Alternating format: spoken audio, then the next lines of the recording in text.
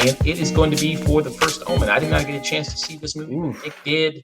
Nick, what are your thoughts on The First Omen? So the first Omen is like this is a prequel to the 1976 classic directed by Arkasha Stevenson, who this is a feature film debut for Stevenson. She's directed mostly in television. She's worked on stuff like she's worked on Legion before, which Oh, okay. seeing a lot of the visuals in the trailer, seeing the choices that she makes in this movie, I can definitely see that. And with this movie, you're following an American woman who is working at a church in Rome who uncovers this conspiracy that the church is doing to try and bring about the birth of the Antichrist, who we know as Damien from the Omen films proper.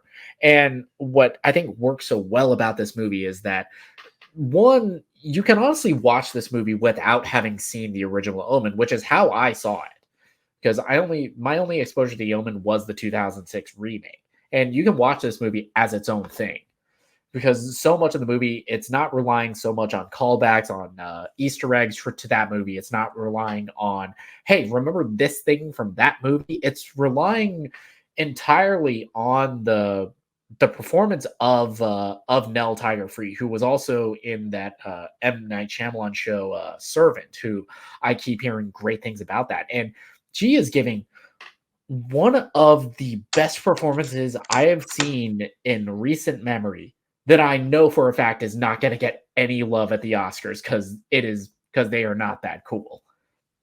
But as far as like horror goes, this is one of the best studio releases I've seen in a very long time. It's not relying on an overabundance of jump scares. It's not relying on CG. It's every no, there are jump scares here and there, but every single one feels like it's well set up. There's like such this incredible atmosphere in this movie. It feels like this has a very meager budget of only like I think 10 or $30 million, but you feel it in every single frame of this movie. It's like it feels like a movie that would have been made in the 70s. It feels like a movie that was made with the spirit of the original film in mind. Mm, okay, so you don't need any kind of you don't need to have seen the original film to really get this one a good grasp on. Yeah, until the very third act of this movie, you don't really need to have seen the original Omen, because of course you get the when Damien is born, you get that moment of the score from that movie. You get that name dropping of that of that character. But I feel like with this movie, you're going with such a different tone and feel because you are this movie. It's a movie with something to say instead of just cashing in on the name of the Omen. This movie is talking about so much more. It's talking about kind of this the nature of what does it mean to be this devout and have this kind of level of faith. What does it mean to have faith in the time when people are turning away from the church? What does it mean when with this whole conspiracy of it's of bringing about the Antichrist? What are the circumstances of that? And I'm trying to be as vague as I can without spoiling this movie. Interesting. And I was wondering because I've seen this movie and I was wondering how much it compares to because like with this movie I'm about to talk about. I know exactly what you're about to compare it to, and I haven't seen Immaculate yet. I'm very Okay. curious too, but Oh, they are two films that are kind of what I've heard about Immaculate. They are talking about very similar subject matter. yeah. Yeah, very similar subject matter there about faith. So I was wondering, I want to get your kind of opinion if you had Hmm. seen it, what you kind of thinking, kind of comparing the two here.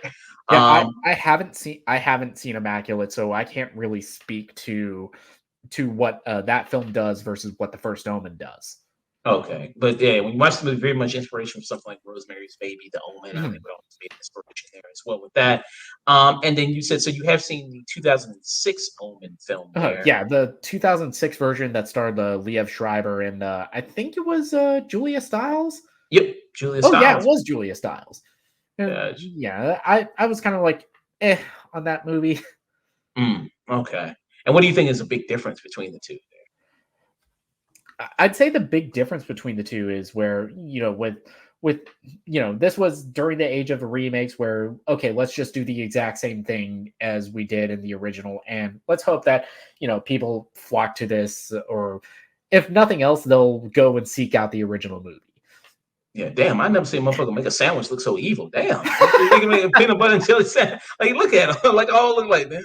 Like, you ain't supposed to be in this Yeah, kitchen. yeah, but that was kind of the thing with what I've seen about the original Omen. It was like the whole fear of that movie was that evil can take any shape. It was because Damien was just kind of this, like, very unassuming little kid, and something that I think this movie does very well is playing into that mystery of, okay, who is very much that, to an extent, Fede Alvarez's Evil Dead remake did, of who is going to be our new Ash character.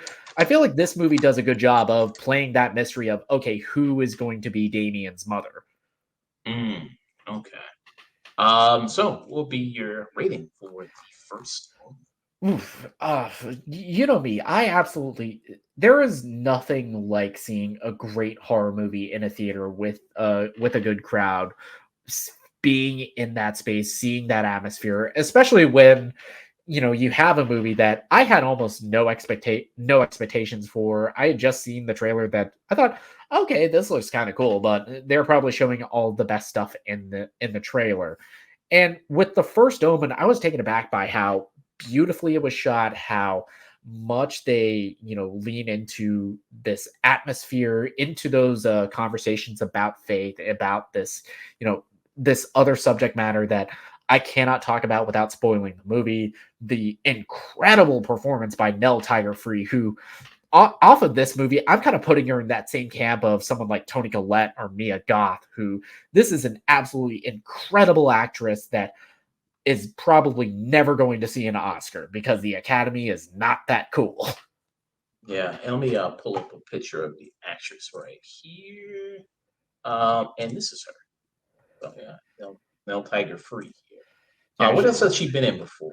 yeah, she was in that Apple Plus show, Servant, which was produced by M. Night Shyamalan, who I've heard good things about it. I just have never really sat down to watch. She was also in Game of Thrones. She played Myrcella. Yeah, Oh, she's okay.